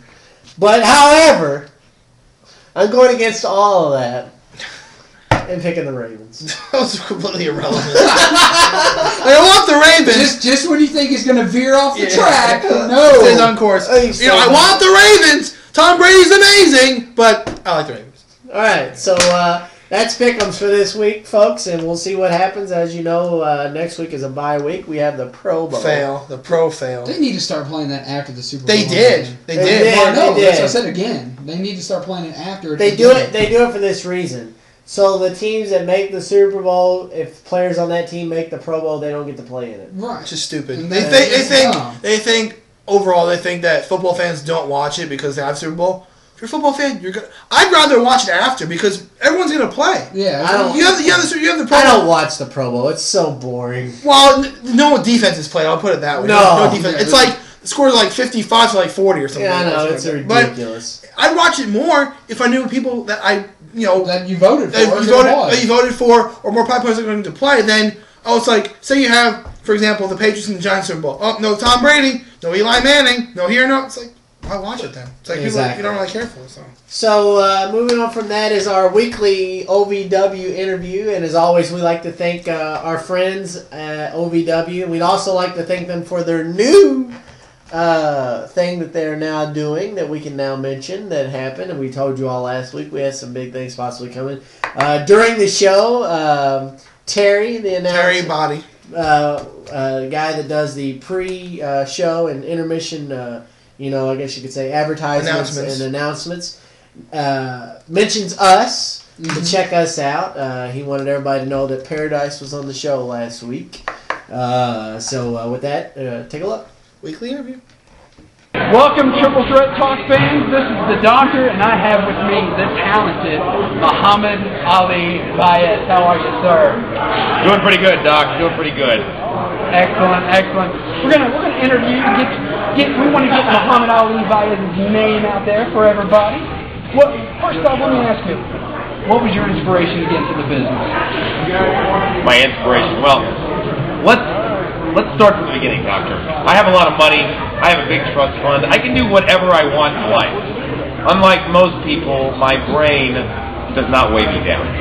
Instead, the sky's the limit for Muhammad Ali Baez, and I'm physically gifted. So I figured, why not parlay that into spreading my message about how superior I am, and about how superior my culture is to all of yours, through the good old-fashioned American-inspired art form known as professional wrestling.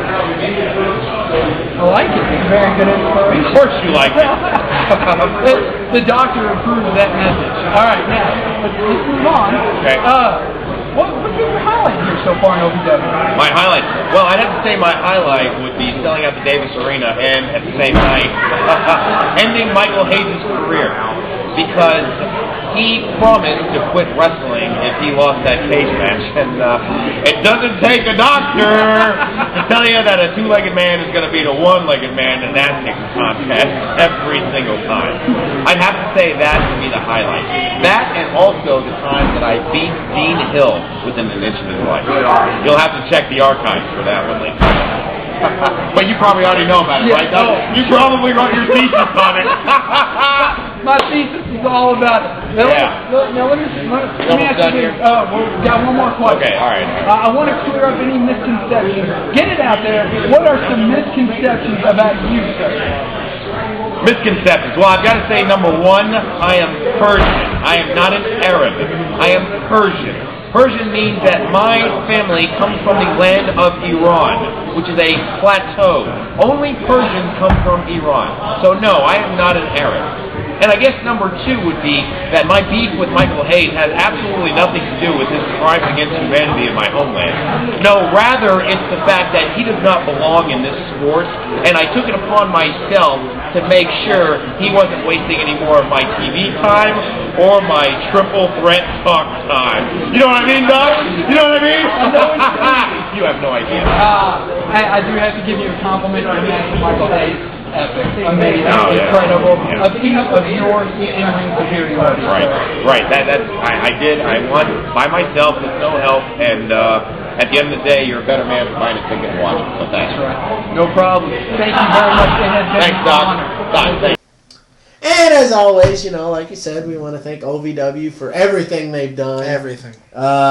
This is just amazing. It is only getting bigger and better. I mean, we go all the time. The product is getting bigger and better. I mean, Speaking of going every week, let's roll a clip from this past Saturday's episode. See if you can see something that I noticed. I know you noticed it too. Let's take a look. What are you talking about? Let's take a look. All right. Put him away! It's about to get the whipping that he deserves! Sit down, Chris Bolin. Sit down, Bullweevil. As you can see, me and Big B got quite animated on the show this week. If you didn't notice, I was the one in the plaid long-sleeve shirt, the jacket, and he was in the red jacket, and we got in Bullweevil's face. So I guess we'll cover OVW. Start from top, I guess. Let's see. There was a TV title match between Randy Torres and the psychedelic superstar Chris Silvio. Moment of silence, please. S-I-L-V-I-O!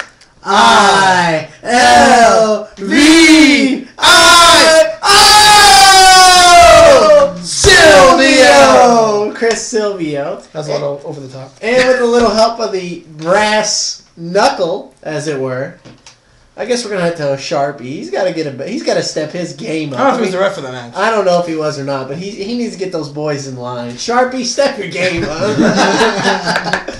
So with the help of brass knuckles, Silvio retains. But to kick off the show, how can I totally forget this? Holy Batman! We had a Southern Tag Team Titles match. Team OMG. Smooth Johnny Spade and Shiloh Shiloh Jones put their tag titles on the line against The Real Deal, Marcus Anthony.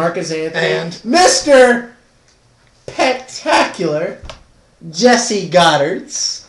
And it was a knockdown, drag-down battle, but with the help of Rudy Switchblade and Muhammad Ali guys, who I hate right now. Shouldn't hate him, he got the team to win. Well, he did, but I hate him for other reasons. Yeah. And we'll go into that in a minute.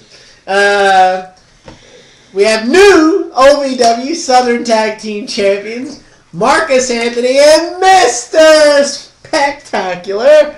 Jesse Goddards are your new OVW Tag Team Champions. So, good job, guys, on that. Congratulations to those two guys. Definitely. It was a very good match. And then as we showed you that clip, there was a match between Los Locos, Raul Amada, and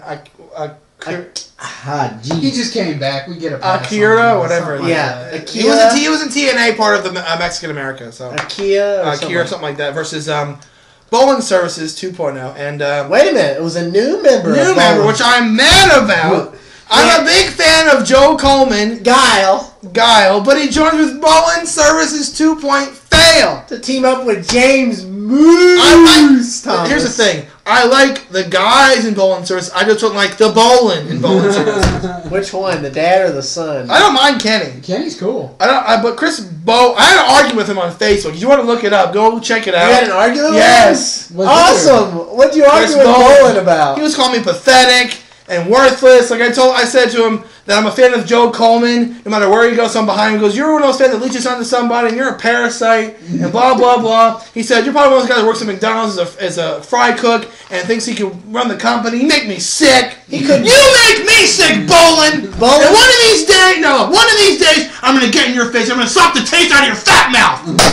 Bowling looks like he belongs in a fry cook because he looks like he ate too many burgers because he's freaking Twinkie arse that he has. It's ridiculous. And we all know his utter disdain for Chris Bowling. No comment over there. We don't have to go into that. Yeah. He might go into it. He's chomping at the bit. He wants to. You got to stay. We're working with OVW right now, so you got to stay professional.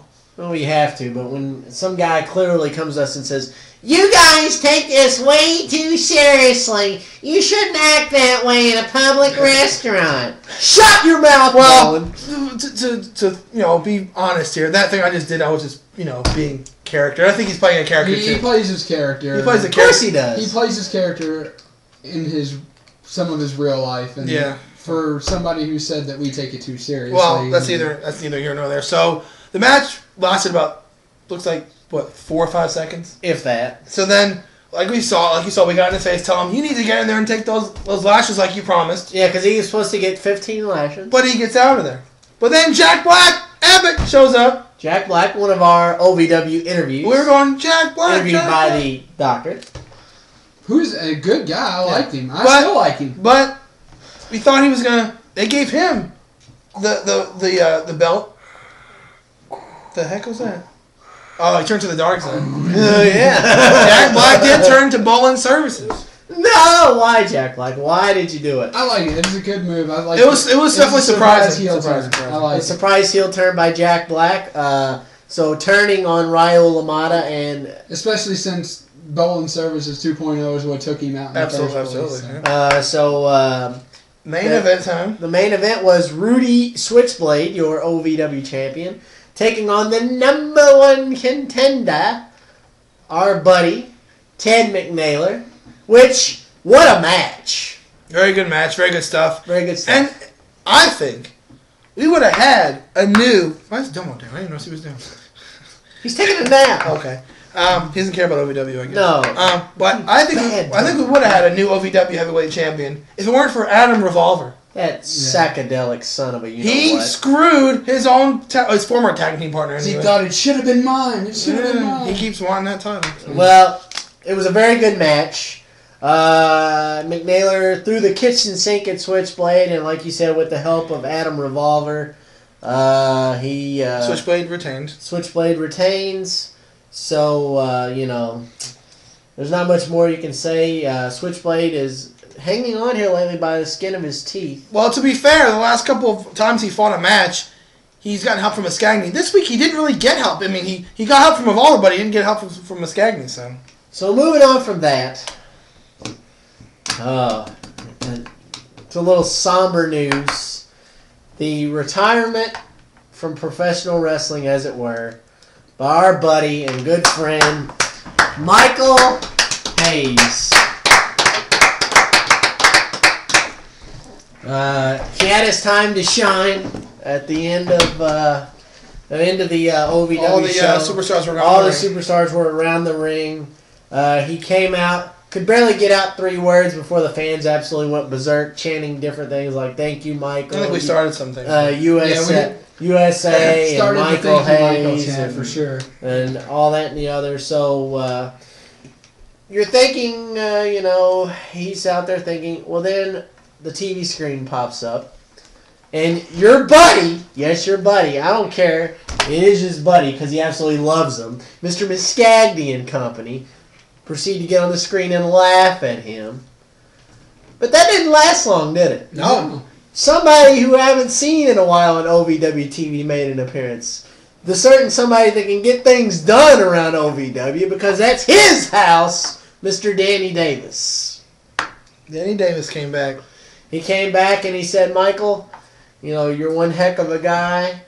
And this is a testament to Michael Hayes. He said, of all people I ever met, that's a lot of people. Yeah. He's met a lot of he people. said he's been in wrestling business for like 30, 35 years. 35 years, And yes. he said Michael Hayes is the best person he ever met in his life. Yeah. And he said it, and I could tell he meant it. And to kind of get back at Mr. Mascagni and company, we got a little bit of rematch coming and a world heavyweight title match coming.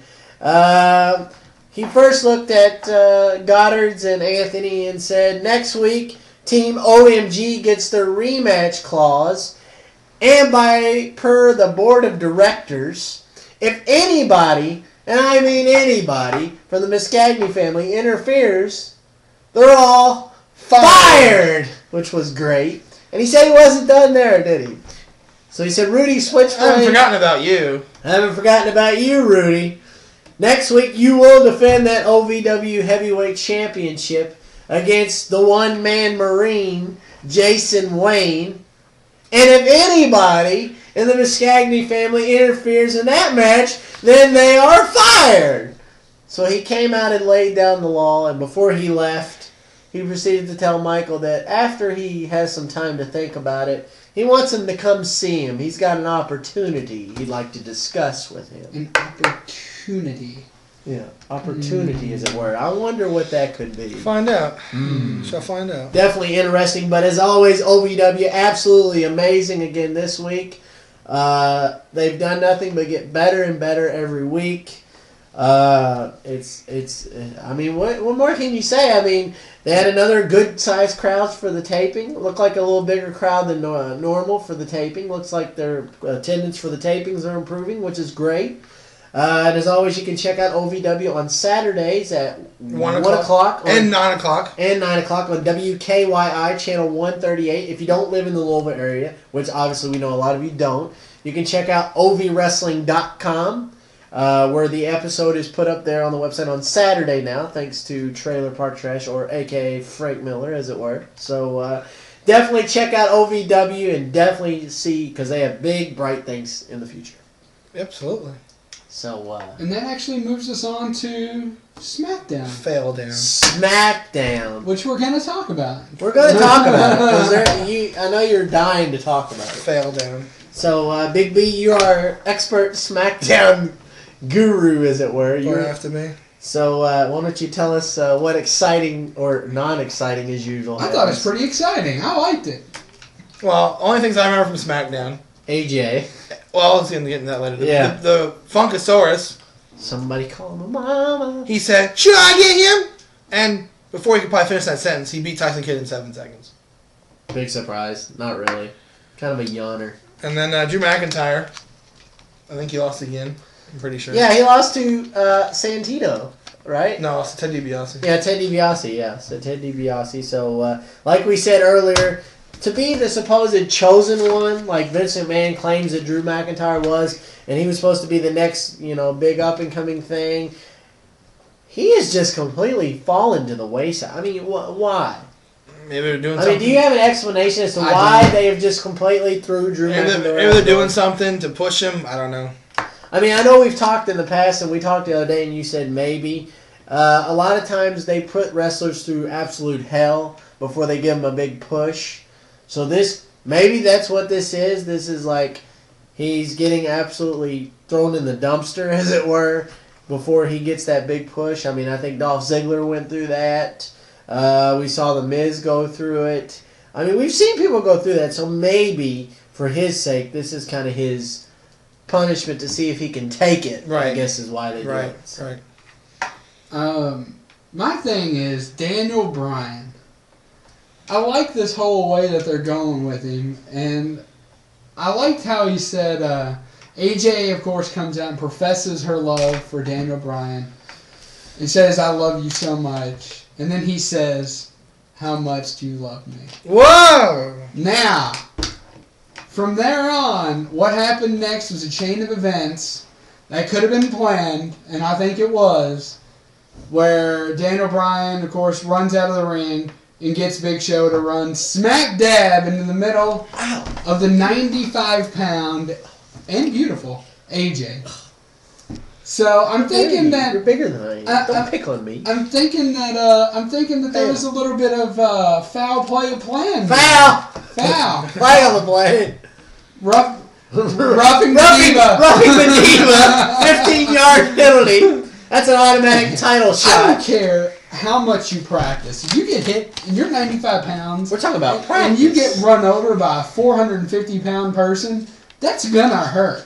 No matter how you're trained to take that fall. It's like a Mack truck hitting a Ford Fiesta. It's crazy. That's kind of how that works. It's like, wow. So yeah, that's probably what Daniel Bryan was saying. How much you love me about. Yeah, I think he's definitely on the ball here with that. I think Daniel Bryan is. He's making, I think, the turn towards the heel persona. He's doing things that a heel would do, taking the easier way out of matches. So I think he definitely was premeditated, to be honest. He's becoming a heel, as it were. Anyway. So I guess that transitions us over to Monday Night Raw, as it were. So kicking off Monday Night Raw, Mick Foley comes back, and he says he wants to be in the Royal Rumble. Why, Mick? Why? Well, Dolph Ziggler has other plans for Mr. Foley.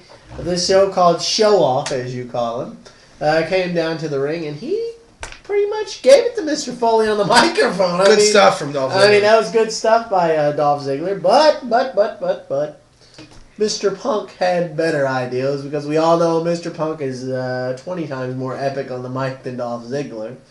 So he comes down, and then thank you, comes out and says, Mick Foley, I've thought about you being in the Royal Rumble, and my answer is no. I'll take it under advisement. I thought about it. No. Yeah, it's one of those things where he says that, and when CM Punk says that he doesn't have an original idea in his body, I mean he's Mr. Excitement. No, I mean come on. I'm Mr. Excitement. Really. I'm the executive GM of Talent Relations. I'm also the Raw. That gets so old. I know, because he says it every time he comes out. He states his name and his job title. I am John Laurinaitis, the Executive Vice President of Talent Relations and the Interim General Manager of Monday Night Raw. You know, by saying that now, it kind of, disregards what we just said. That's why we said it again. We knew how much we loved hearing it. I think we'll get into real quick. Primo and Epico at a house show on Sunday in Oakland defeated Air Boom for the WWE Undisputed Tag Team titles. Yep. So then last night, and a rematch. Well, Monday night, you had a rematch. Mm-hmm. Primo and Epico were victorious. Yep. And then it comes out today, Evan Bourne gets suspended for not 30 days, for 60 days, 2 months, for violating the wellness policy. So I'll pose the question to you. How much time does Evan Bourne have left? He's done. I mean, he's obviously a repeat offender. He's like Manny Ramirez of wrestling. He's obviously going to keep doing it. Apparently, that first suspension didn't wake him up, as it were. And he just come off that suspension, just a couple months ago? Yeah. I mean, he hasn't been off suspension that long, and he's already suspended again. It tells me that we may be seeing Mr. Bourne in TNA soon. Oh, boy. I agree. I don't think he's got long left at all. I mean, you said it perfectly. I don't know what else to add to that. I think he's gone. You can debate either way where they were going to get the titles anyway, Primo and Emiko, just because, as it were. But the fact remains is Evan Bourne is part of the problem. The reason they lost the titles. I mean, Air Boom could still be champions. You don't know that. But the fact that Evan Bourne is just not following the rules. Yeah. He has no disregard for the rules. Right. Or sorry, no regard for the rules. So things are going to get taken away from you. Maybe he needs to take advice from his brother Jason. Matt Damon is epic. But I knew he would say that. Wow. But I mean, say that. I mean, it's not fair to Kofi Kingston. It's not fair to Kofi Kingston, but I think this is an opportunity. Yeah, but it's like because this. Go ahead. I was just gonna say I think it's an opportunity because this gives WWE a chance to give Kofi Kingston Something. a push back in the singles. Right. Because I mean, he was a very good Intercontinental champion. He was. Yeah. I mean, he was. I mean, he was a good champion. He represented the title well. He represented the U.S. title well when he was U.S. champion. Right. So, I think in although this is a bad thing for Evan Bourne, this could be a good thing from Kofi Kingston. They don't need to do like they did last time and have him just like, oh, it's one half of Air Boom. Right. Kingston, Yeah. you know. It's like the thing you had to go through in school. It's like if one person did something bad, everyone else got in trouble for it. Right, That's what's going on with absolutely. Kofi Kingston. He's not doing anything, but he's with the tag team with Evan Bourne. So just by association, you don't be a champion anymore either because your tag team partner is an idiot. And you would think Kofi Kingston would be more prone to violate that wellness policy over Evan Bourne. I mean, he is Rastafarian. Well, he lost his accent, but anyway. Yeah, that's right. So then I was wondering what was going on, and I don't even want to talk about it. I don't even want to talk about it. What don't you want to talk about? Jack Swagger's new U.S. champion. That is the biggest fail ever. Oh, Otunga hands Laurinaitis the envelope. And then you proceed He here. puts it in his jacket. Well, before you go that, forget about David Otunga's signature, you know. Slurp. Slurp, slurp. Hashtag slurp. Hashtag slurp. But it's just one of those things. It's just ridiculous. So, Zack Ryder says, I'm going to the ring anyway. But before he does that, he asks Eve on a date. She says yes. Again. Well, see, Again. here's the thing I don't get. Going to Jackson with the whole medically cleared thing, okay? A couple weeks ago, before Daniel Bryan was the champion, he tried to cash it in against Mark Henry. But, oh no, Teddy Long says, oh no, it's because he wasn't medically cleared. And now the same thing, the same situation. But here's the thing. Without Money in the Bank. Right. Yeah. And he's not medically cleared. I know. It's ridiculous. If they're going to stick to something, they need to stick to something. Well, the thing with Larna's like, I didn't know. Yeah. He didn't know. So, Swagger proceeds to hit 3 All-American bombs, whatever the... Yeah, what they're and called. wins. And wins the title, and everyone's just like, click. So that he'll precedes, get a rematch clause. that precedes John Cena to go absolutely ballistic. Oh, and I loved it. Which I actually liked. I was very That happy. was very... That was the one of the times that I can remember in the last, 3 or 4 years, I was actually going berserk for John Cena. I wasn't going berserk, but I liked what It was I saw. it was epic. It was epic. He was kicking the tar out of Jack Swagger. Oh my God. Punching him in the face. If it wasn't for Kane, I think he would have killed Jack Swagger with the steel stairs. Jack Swagger would have been dead. Yeah. DOA. He Dead on arrival. He was down there. He saw his boring, mediocre career flash before his eyes, and he heard the fire. He's like, oh, thank God Kane's coming in. Yeah. He's like, Who says that? So Kane cuts kind of a boring promo. He's like, very good. Very good, John. What's he doing? He's like doing this in the background? Yeah. Good. Yeah, he's like, I know, he's like, blah, blah, blah, blah. 1, 2, 3, 4, 5. No, he turned to Sesame Street. So the main event of the evening was a 3-on-3. Whoa! You need to back it up, sir. You forgot about one important thing.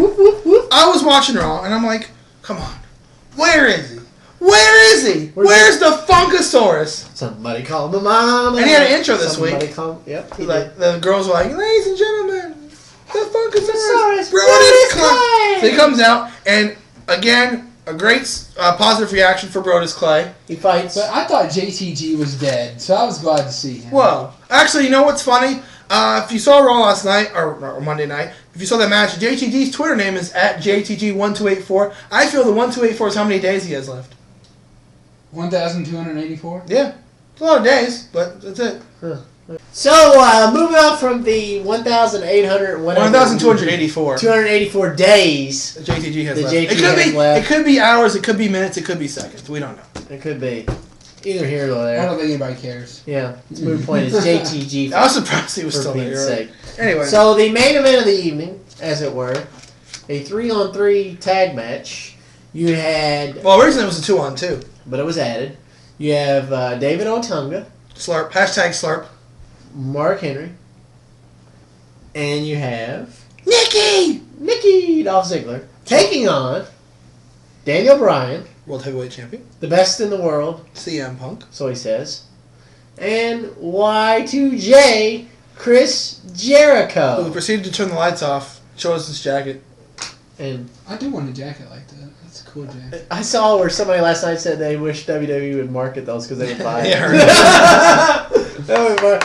So, what was a 3-on-3 turned into a 3-on-2 handicap match? Because Jericho got excited! He's like, yeah, you, and you, and you. I'm done. he left. That's why I don't like Jericho. It's getting annoying. It is getting Very annoying, but Mick Foley came out and proceeded to help. Well, CM Punk. that happened after Daniel Bryan and Mark Henry. got into it. Right. Yeah. So it was then 2-on-1.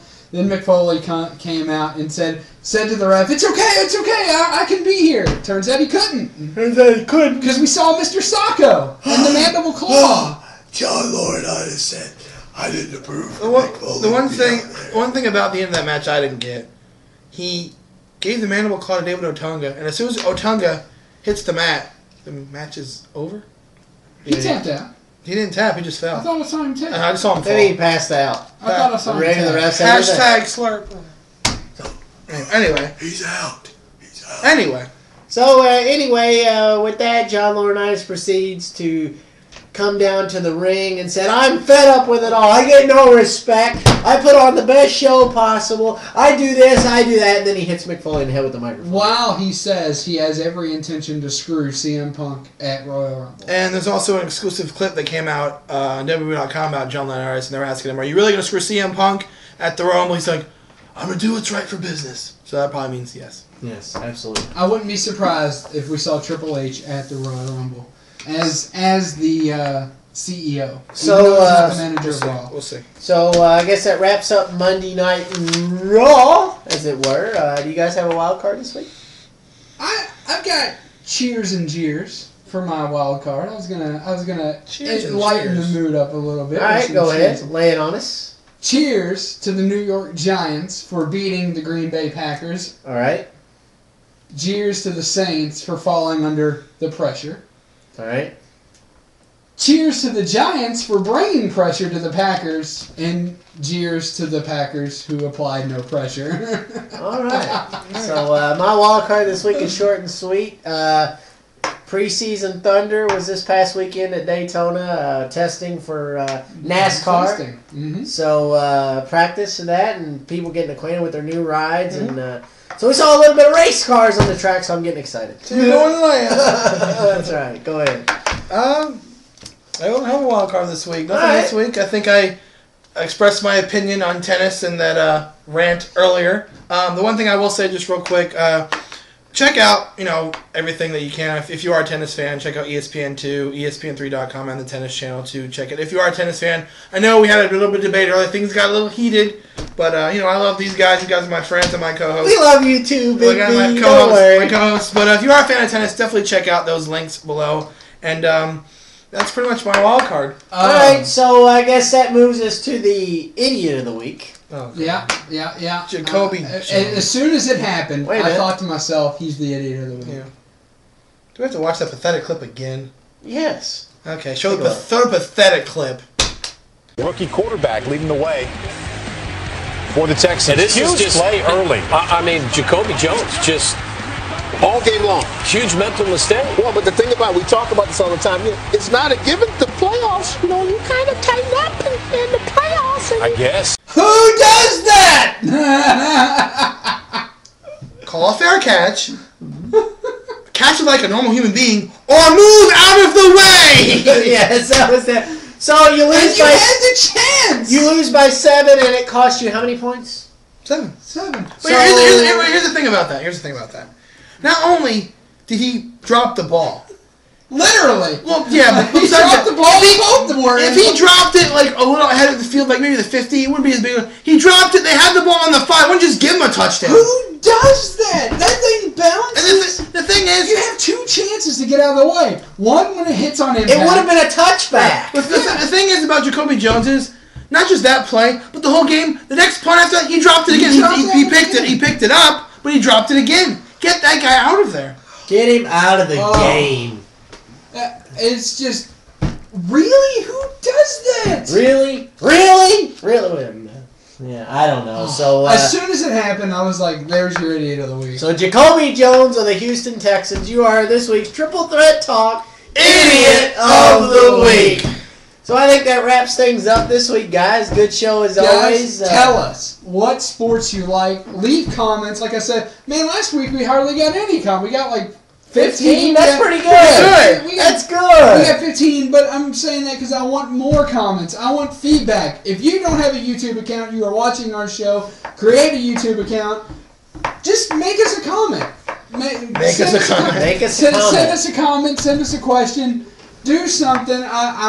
We love feedback. What are we covering? What are we doing right? What are we doing wrong? Just send us questions. Send us concerns. I don't care. Just send us something. Don't call us bastards, though. yeah, exactly. Anyway, appreciate the sentiment. So you can like us on Facebook. Whoa! That's my shtick. Triple Threat Talk at Facebook.com/Triple Threat Talk. You can follow us on Twitter at Trip Threat Talk, or you can follow us in. Fail! You want to like us on Facebook? You can like us on Facebook at Facebook.com/Triple Threat Talk. You want to follow us on Twitter? You can at Trip Threat Talk. And you can send us any comment or question you have at triplethreattalk@yahoo.com. So, Triple Threat Talk, this is Big B. I only tried to do it because I thought for sure he'd try to squeeze in another tennis comment before the show was over. This is Postmaster Joe. And this is the Doctor. See you guys. Enjoy, and thanks for watching. See you next week.